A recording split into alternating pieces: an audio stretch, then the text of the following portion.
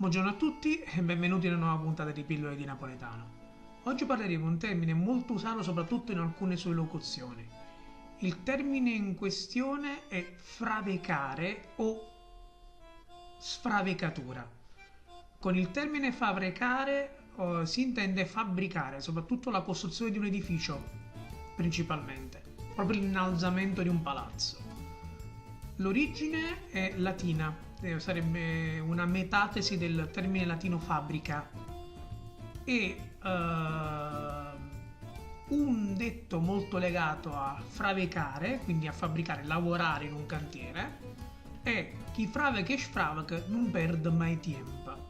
Nel senso, chi costruisce e distrugge non perde mai tempo perché lo sta comunque utilizzando per fare qualcosa. È molto peggio, in questo caso, rimanere con le mani in mano. Da fravecare, fravecatura, deriva la sfravecatura. La sfravecatura è il piccolo residuo di calcinacci che si crea durante la costruzione di un palazzo. Quindi sassolini, pezzi di intonaco.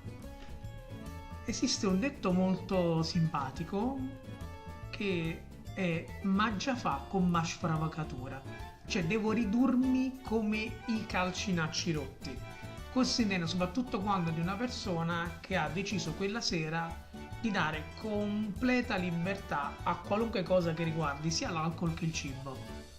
Quindi proprio distruggersi metaforicamente di cibo, di vino, di birra, di tutto, a cena o a pranzo, casomai il classico pranzo domenicale, e quindi farsi come la sfrevecatura, cioè ridursi a pezzettini piccolissimi. Detto questo, io vi saluto, vi ringrazio per l'attenzione, vi rimando a una prossima puntata di Pillole di Napoletano e, come si dice sempre a Napoli, ciao Brim!